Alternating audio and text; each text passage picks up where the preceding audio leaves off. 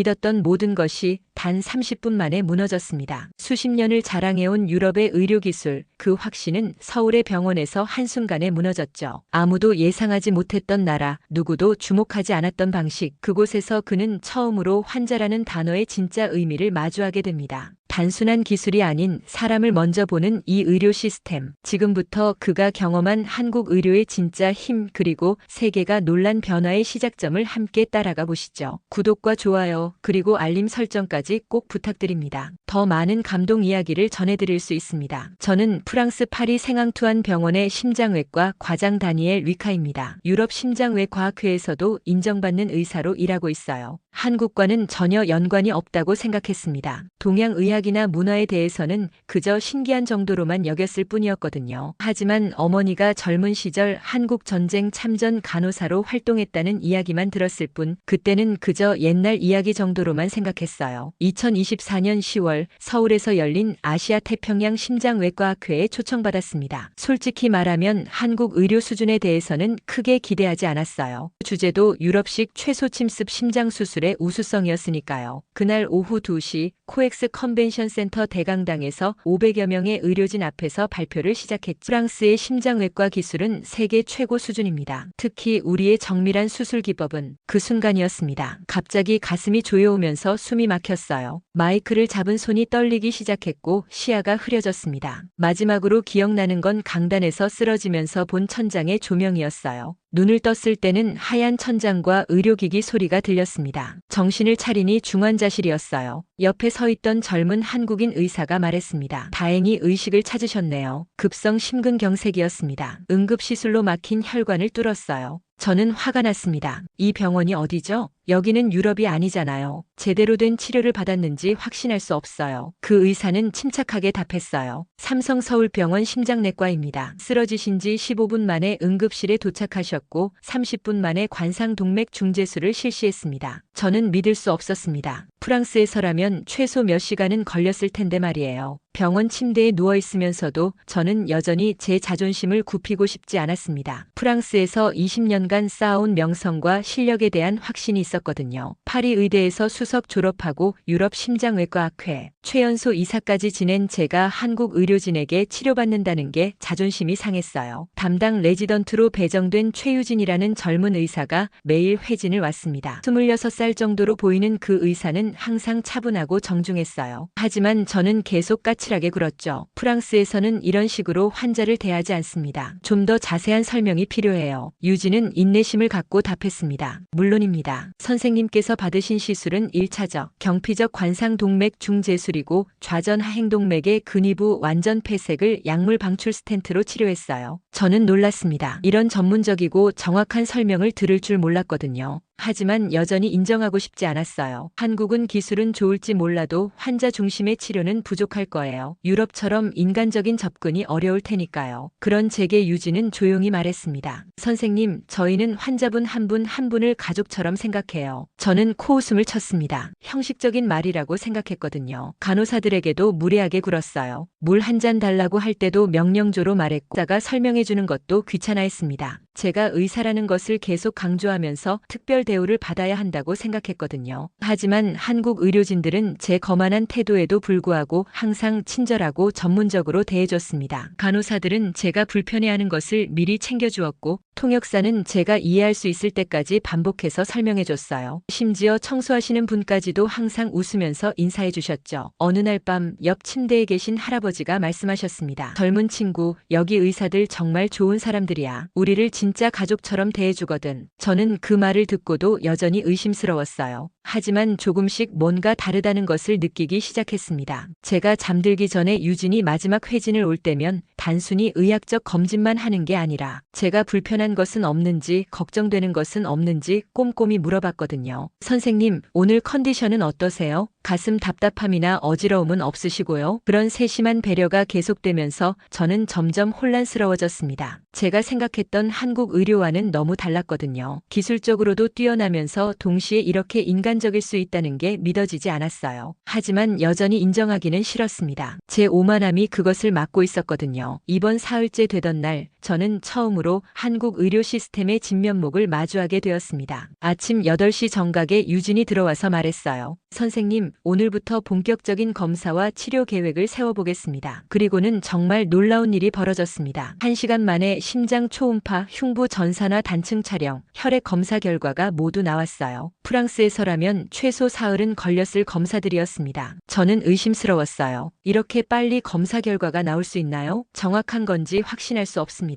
유진은 차분하게 검사 결과지를 보여주면서 설명했습니다. 모든 검사는 최신 장비로 진행되었고 판독도 각 분야 전문의가 직접 했습니다. 여기 보시면 심장 기능이 많이 회복되었어요. 더 놀라운 건 그 다음이었습니다. 간호사가 진료비 내역서를 가져왔는데 저는 그 금액을 보고 깜짝 놀랐습니다. 이 가격이 맞나요? 너무 저렴한데요. 응급실 이용료, 중환자실 입원료, 관상동맥 시술료, 각종 검사비까지 합쳐도 프랑스의 10분의 1 수준이었습니다. 저는 뭔가 빠뜨린 게 있나 싶어서 몇 번이나 확인했어요. 유진에게 따져 물었습니다. 의사라면 이렇게 대충 해서는 안 되죠. 이런 저렴한 가격으로 제대로 된 치료가 가능한 건가요? 그때 유진의 표정이 조금 굳어졌어요. 여기는 한국입니다, 선생님. 저희는 환자의 경제적 부담을 최소화하면서도 최고의 치료를 제공합니다. 저는 여전히 믿을 수 없었어요. 상식적으로 이해가 안 됐거든요. 프랑스에서는 이런 수준의 치료를 받으려면 엄청난 비용을 지불해야 했으니까요. 그래서 계속 의심의 눈초리로 바라봤습니다. 분명히 어디선가 추가 비용이 나올 거예요. 숨겨진 비용이 있을 겁니다. 하지만 며칠이 지나도 추가 비용은 없었어요. 오히려 매일매일 받는 치료의 질은 점점 더 높아졌습니다. 물리치료사는 제 재활 운동을 꼼꼼히 지도해줬고 영양사는 심장 건강에 좋은 식단을 개별적으로 짜줬어요. 어느 날 저녁 유진과 심각한 언쟁이 벌어졌습니다. 제가 계속 한국 의료 시스템을 의심하자 유진이 답답해했던 거죠. 선생님은 왜 계속 저희를 의심하시는 건가요? 저희가 최선을 다해서 치료하고 있는데요. 저는 화가 났어요. 프랑스에서는 이런 식으로 하지 않습니다. 더 체계적이고 신중하게 접근해야 하는 거 아닌가요? 유진은 깊게 숨을 쉬더니 말했습니다. 선생님, 저희 시스템이 다를 수는 있어도 환자를 생각하는 마음은 똑같습니다. 오히려 저희는 더 많은 환자를 더 효율적으로 도울 수 있는 방법을 찾아왔어요. 그 말을 듣고 저는 처음으로 뭔가 잘못 생각하고 있는 건 아닌가 하는 의심이 들기 시작했습니다. 하지만 여전히 인정하고 싶지 않았어요. 제가 평생 믿어온 것들이 흔들리는 게 두려웠거든요. 이번 일주일째 저에게 충격적인 일이 벌어졌습니다. 병원 원무과에서 직원이 와서 건강보험 적용에 대해 설명해줬어요. 선생님, 외국인이시지만 응급 상황이었기 때문에 건강보험 혜택을 받으실 수 있습니다. 저는 어리둥절했습니다. 외국인인 저도 한국의 건강보험을 받을 수 있다는 말인가요? 직원은 친절하게 설명했어요. 네, 응급의료는 국적에 관계없이 먼저 생명을 구하는 것이 원칙입니다. 나중에 정산하시면 됩니다. 그 순간 저는 정말 놀랐어요. 프랑스에서도 외국인 응급치료는 복잡한 절차를 거쳐야 했는데 한국에서는 이렇게 간단할 줄 몰랐거든요. 더 놀라운 건 전 국민이 이런 혜택을 누린다는 사실이었습니다. 옆 침대 할아버지께서 말씀하셨어요. 젊은이, 우리나라 의료보험 정말 좋아. 가난한 사람도 마음 놓고 치료받을 수 있거든. 저는 그 말씀을 듣고 깊은 생각에 빠졌습니다. 프랑스에서는 좋은 치료를 받으려면 사보험을 따로 들어야 했고 그것도 비용이 만만치 않았거든요. 하지만 한국에서는 정말 모든 국민이 동등한 의료 혜택을 받는다는 게 믿기지 않았어요. 호기심이 생긴 저는 유진에게 물어봤습니다. 정말 모든 한국 사람이 이런 치료를 받을 수 있나요? 유진은 자랑스러운 표정으로 답했어요. 물론입니다. 부자든 가난한 사람이든 똑같은 치료를 받을 권리가 있어요. 그날 밤 저는 잠이 오지 않아서 유진의 진료 기록을 들여다봤습니다.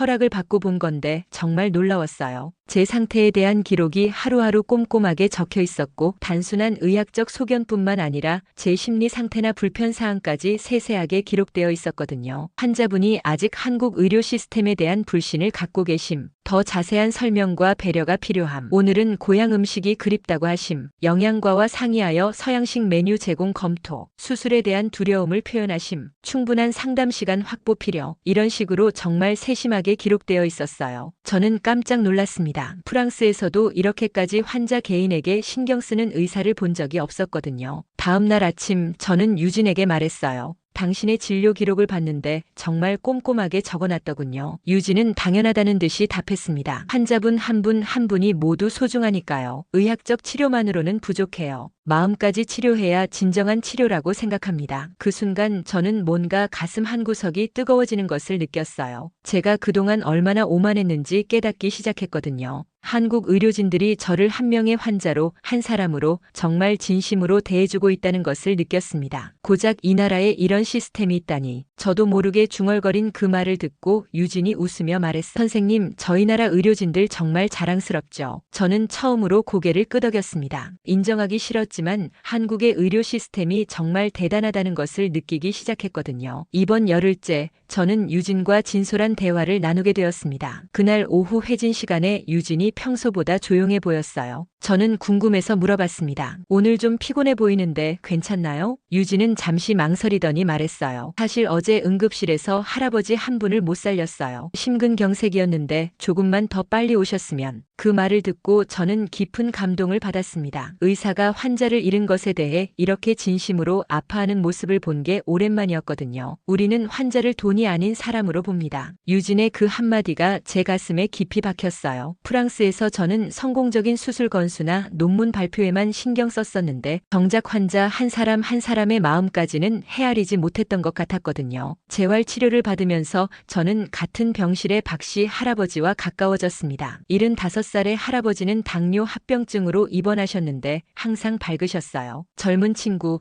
여기 의사들 참 고마운 사람들이야. 내가 가난해도 차별하지 않고 똑같이 대해주거든. 할아버지는 젊은 시절 공장에서 일하시다가 산업재해를 당하셨다고 했어요. 평생 치료비 걱정을 하며 사셨는데 건강보험 덕분에 마음 놓고 치료받을 수 있게 되었다고 하셨습니다. 내가 이런 좋은 병원에서 치료받을 수 있을 줄 몰랐어. 정말 고마운 나라야. 할아버지의 그 말씀을 듣고 저는 또 한 번 충격을 받았어요. 의료가 단순히 기술이 아니라 사회적 배려라는 것을 깨달았거든요. 어느 날 유진이 저를 지역 보건소로 데려갔습니다. 무료 건강검진 시스템을 보여주고 싶다고 했어요. 여기서는 누구나 무료로 기본 건강검진을 받을 수 있어. 조기 발견이 가장 중요하니까요. 보건소에서는 정말 다양한 연령대의 사람들이 검진을 받고 있었습니다. 어린아이부터 노인까지 정말 모든 계층의 사람들이 편안하게 검사를 받고 있었어요. 프랑스에서는 이런 시스템이 없나요? 간호사가 물어보자 저는 부끄럽게 답했습니다. 있긴 하지만 이렇게 체계적이지는 않아요. 대기 시간도 너무 길고. 그때 한 어머니가 아이와 함께 예방접종을 받으러 왔어요. 간호사는 그 아이에게 정말 친절하게 대해주었고 아이가 무서워하지 않도록 계속 대화를 나누며 주사를 놓아줬습니다. 아가야, 조금만 참아. 이거 맞으면 더 건강해져. 그 모습을 보고 저는 깨달았어요. 진정한 의료는 기술만으로 되는 게 아니라 이런 따뜻한 마음이 있어야 한다는 것을 말이에요. 병원으로 돌아오는 길에 유진이 말했습니다. 선생님, 의료진으로서 가장 보람된 순간이 언제인가요? 저는 잠시 생각해보고 답했어요. 예전에는 어려운 수술을 성공했을 때라고 생각했는데 요즘은 잘 모르겠어요. 유진은 미소를 지으며 말했습니다. 저는 환자분이 건강하게 웃으며 퇴원하실 때가 가장 기뻐요. 그 말을 듣고 저는 제가 의사가 된 초심을 떠올렸습니다. 사람을 살리고 싶어서 의사가 되었는데 언제부터인가 명예와 돈에만 신경 쓰고 있었던 거예요. 한국에서 저는 의사로서 다시 배우고 있었습니다. 이번 2주째 유진이 저에게 특별한 제안을 했습니다. 선생님, 오늘 로봇 수술 견학하실래요? 선생님께서 심장외과 전문의시니까 관심이 있으실 것 같은데요. 저는 호기심이 생겼어요. 한국의 로봇 수술이 어느 정도 수준인지 궁금했거든요. 수술실에 들어가니 정말 놀라웠습니다. 최첨단 다빈치 로봇이 설치되어 있었고 집도인은 정밀한 조작으로 심장 판막 수술을 진행하고 있었어요. 이건 정말 제가 상상하던 미래입니다. 저도 모르게 감탄사가 나왔어요. 프랑스에서도 로봇 수술을 해봤지만 이렇게 자연스럽고 정교한 수술은 처음 봤거든요. 더 놀라운 건 수술 시간이었어요. 기존에 4시간 걸리던 수술을 2시간 반 만에 끝냈습니다. 집도의가 수술을 마치고 나와서 설명해줬어요. 환자분 부담을 최소화하면서도 더 정확한 수술이 가능해요. 흉터도 거의 남지 않고요. 수술실을 나오면서 저는 또 다른 충격을 받았습니다. 인공지능 진단 시스템을 보게 된 거예요. 의사가 엑스레이나 CT 영상을 올리면 몇 초 만에 분석 결과가 나왔습니다. 정확도가 어느 정도나 되나요? 제가 물어보자 담당 의사가 답했어요. 97% 정도입니다. 물론 최종 판단은 의사가 하지만 놓칠 수 있는 부분을 찾아내는데 큰 도움이 돼요. 저는 정말 놀랐어요. 프랑스에서는 아직 이런 시스템을 제대로 도입하지 못했거든요. 한국이 의료기술 면에서 이렇게 앞서 있을 줄 몰랐습니다. 오후에는 유진의 소개로 국립중앙의료원의 노인 재활 시스템을 견학했어요.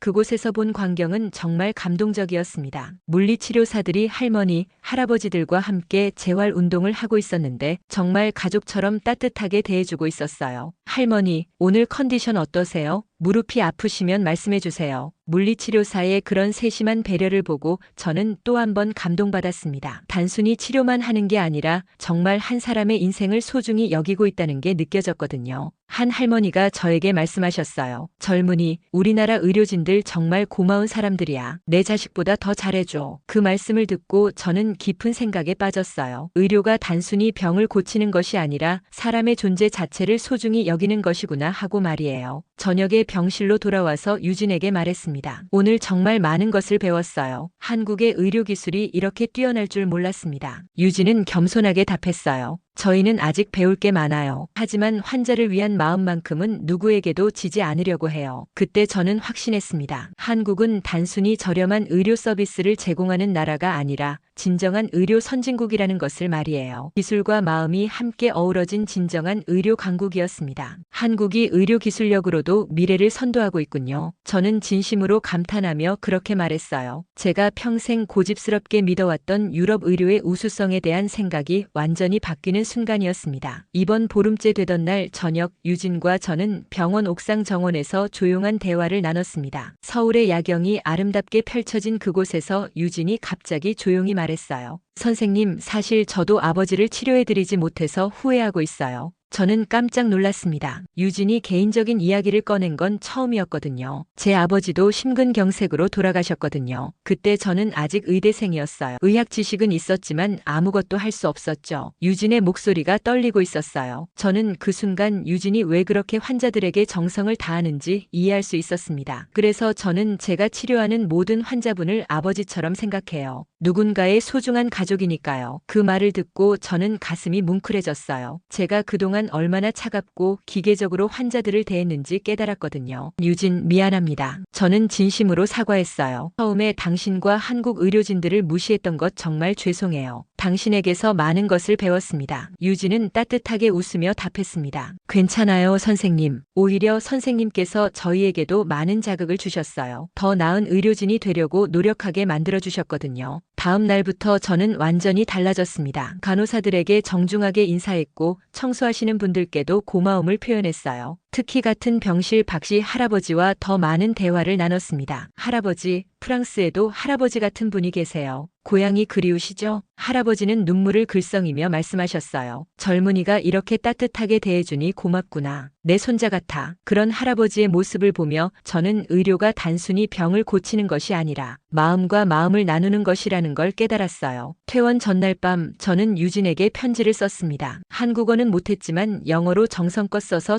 유진에게 당신은 제게 진정한 의사가 무엇인지 가르쳐 주었습니다. 기술보다 중요한 것은 환자를 사랑하는 마음이라는 것을 깨달았어요. 프랑스로 돌아가서 저도 당신처럼 환자를 대하겠습니다. 편지를 받은 유진도 눈물을 글썽였어요. 선생님, 저도 선생님께 배운 게 많아요. 더 넓은 시각으로 의료를 바라보게 되었거든요. 퇴원 당일 아침 병실에서 지낸 환자들과 의료진 모두가 저를 배웅해주러 왔지. 할아버지는 손수 만든 작은 선물을 주셨고 간호사들은 프랑스까지 건강하게 가라며 인사해줬습니다. 다니엘 선생님, 프랑스에서도 건강하세요. 언제든 한국에 오시면 연락주세요. 유진의 그 마지막 인사를 듣고 저는 정말 울컥했어요. 한국에서 저는 환자였지만 동시에 더 나은 의사로 다시 태어났거든요. 오만했던 제가 겸손을 배웠고 차가웠던 제가 따뜻함을 배웠습니다. 퇴원 다음 날 출국 전 마지막으로 유진을 만났습니다. 병원 로비에서 만난 유진은 여전히 환한 미소를 짓고 있었어요. 선생님, 컨디션은 어떠세요? 비행기 타셔도 괜찮을 것 같은데요. 저는 감사한 마음으로 답했습니다. 덕분에 정말 건강해졌어요. 몸도 마음도 말이죠. 유진에게 작은 선물을 건넸어요. 프랑스에서 가져온 몽블랑 만년필이었습니다. 이걸로 앞으로도 환자들을 위한 따뜻한 처방전을 써주세요. 유진은 정말 기뻐. 선생님 정말 고마워요. 평생 소중히 쓸게요. 그때 병원 로비에서 우연히 한 가족을 만났습니다. 아버지가 심장 수술을 받고 퇴원하는 가족이었는데 정말 행복해 보였어요. 아빠, 이제 정말 괜찮은 거죠? 딸이 걱정스럽게 물어보자 아버지가 웃으며 답했습니다. 그럼 의사 선생님들이 완전히 고쳐주셨어. 그 가족의 모습을 보며 저는 깊이 느꼈어요. 이런 행복한 순간들을 만들어내는 것이 진정한 의료의 가치라는 것을 말이죠. 공항으로 가는 택시 안에서 저는 유진에게 마지막 약속을 했습니다. 프랑스에 돌아가면 저도 바뀔 겁니다. 환자들을 더 따뜻하게 대하고 의료 시스템도 개선해 보려고 해요. 유진은 진심으로 응원해줬어요. 선생님이라면 분명 할 수 있을 거예요. 프랑스 환자들이 정말 행복할 것 같아요. 공항 출발 라운지에서 저는 한국에서 찍은 사진들을 정리했습니다. 유진과 함께 찍은 사진, 박씨 할아버지와의 사진, 병원 의료진들과의 단체 사진까지 정말 소중한 추억들이었어요. 특히 병원 의료진 전체와 찍은 단체 사진을 보며 다짐했습니다. 이 사진을 제 병원 진료실에 걸어 놓을 거예요. 그 사진은 저에게 늘 초심을 잃지 않도록 해주는 소중한 리마인더가 될 것 같았거든요. 비행기에 오르기 전 저는 한국을 마지막으로 바라봤습니다. 불과 보름 전만 해도 오만했던 제가 이렇게 겸손해지고 따뜻해질 줄 몰랐어요. 한국은 저에게 단순히 치료를 받은 나라가 아니라 새로운 인생을 선물해준 나라였습니다. 한국이 저를 치료해준 나라예요. 옆자리 승무원에게 그렇게 말하자 그분이 웃으며 답했어요. 좋은 경험을 하셨나 보네요. 저는 고개를 끄덕이며 창밖을 바라봤습니다. 한국의 땅이 점점 작아지면서 저는 새로운 다짐을 했어요. 프랑스에 돌아가서 저도 유진처럼 한국 의료진들처럼 환자를 진심으로 사랑하는 의사가 되겠다고 말이지. 비행기 안에서 저는 앞으로의 계획을 세웠습니다. 한국의 의료 시스템을 프랑스에 소개하고 환자 중심의 치료 문화를 만들어보자고 생각했어요. 한 사람의 외국인 의사였던 제가 한국에서 받은 감동을 이제 프랑스 환자들에게도 전해주고 싶었거든요. 프랑스로 돌아온 지 석 달 후 저는 파리 의료진 앞에서 특별한 발표를 했습니다. 생앙투안 병원 대강당에 모인 100여 명의 의료진들 앞에서 말이죠. 동료 여러분, 저는 한국에서 환자로서 놀라운 경험을 했습니다. 우리가 배워야 할 것들이 정말 많습니다. 발표 제목은 환자 중심 의료 시스템의 필요성이었어요. 한국의 건강보험제도, 신속한 응급 의료 체계, 그리고 무엇보다 환자를 가족처럼 대하는 의료진의 마음가짐에 대해 이야기했습니다. 처음에는 동료들이 의아해했어요. 다니엘, 정말 그런 시스템이 가능한가? 하지만 제가 직접 경험한 구체적인 사례들을 들려주자 점점 관심을 보이기 시작했습니다. 이 응급실에서 30분 만에 관상동맥 시술을 받은 이야기를 들려주자 모두들 놀라워했어요. 우리 병원에서는 최소 2시간은 걸렸을 텐데. 발표가 끝난 후 병원장이 저에게 제안했습니다. 다니엘, 환자 중심 치료 개선팀을 만들어보는 게 어떨까? 자네가 팀장을 맡아주길 바란다. 저는 기꺼이 받아들였어요. 드디어 한국에서 배운 것들을 실천할 기회가 온 거였거든요. 첫 번째 프로젝트로 진료실에 환자를 먼저라는 슬로건을 걸었습니다. 한국어로는 환자 우선이라고 썼고 그 옆에 유진과 한국 의료진들과 찍은 사진도 함께 걸어 놓았어요. 환자들이 그 사진을 보고 물어봤습니다. 선생님, 이 사진은 어디서 찍으신 건가요? 저는 자랑스럽게 답했어요. 한국에서 저를 치료해준 의료진들이에요. 정말 훌륭한 분들이죠. 점차 저의 진료 방식도 완전히 바뀌었습니다. 환자가 들어오면 먼저 컨디션을 물어보고 불편한 점은 없는지 세심하게 챙겼어요. 수술 전에는 충분한 설명을 해드리고 수술 후에는 가족들의 마음까지 헤아렸습니다. 선생님, 예전과 많이 달라지셨네요. 훨씬 따뜻해지신 것 같아요. 오랫동안 저를 알던 간호사가 그렇게 말해줬을 때 정말 뿌듯했어요. 1년 후 저는 다시 한국을 찾았습니다. 이번에는 환자가 아니라 연수를 위해서였어요.